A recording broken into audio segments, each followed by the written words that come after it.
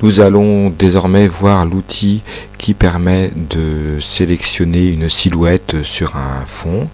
Donc nous avons, pour notre exemple, un personnage ici que nous allons devoir découper.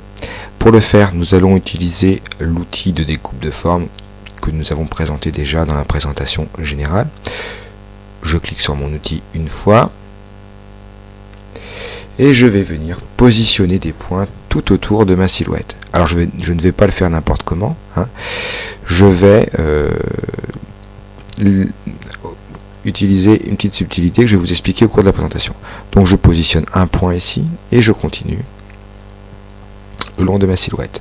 La règle à respecter est que plus il y a de contraste entre le personnage et le fond, c'est-à-dire ici c'est très facile, c'est noir sur fond clair, moins on a besoin de mettre de points.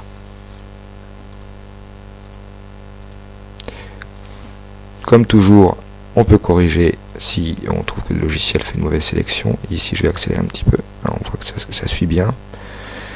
Je vais descendre et je continue à sélectionner en augmentant le nombre de points quand il y a, comme par exemple pour la chaussure ici, une couleur trop proche du fond. Donc je continue à sélectionner et puis en accélérant un petit peu au niveau du pantalon comme vous l'avez vu, parce que on voit qu'il y a une bonne différence de couleur entre le personnage et le fond.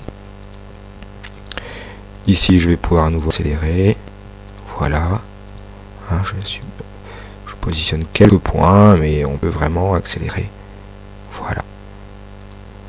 Je remonte le long de la manche, voilà, le long de la nuque, et très important, pour finir sa sélection, on clique sur le premier point.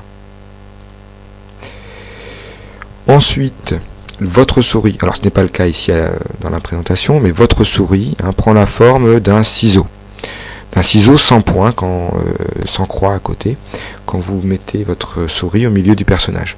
Donc pour finir la sélection, très important, il faut cliquer une fois au milieu de la silhouette. Et à ce moment-là, on voit que le contour du personnage passe en pointillé clignotant, et ça veut dire qu'elle est bien prise en compte. Ensuite, pour prendre ce personnage et puis pouvoir le coller ailleurs, il suffit de faire édition, couper. Et on voit que le personnage a bien été pris en compte. Pour ce qui est maintenant de l'utilisation du personnage sur un autre fond, par exemple, donc le moment où nous allons coller, je vous demande de regarder la suite de la présentation sur la vidéo suivante. Merci.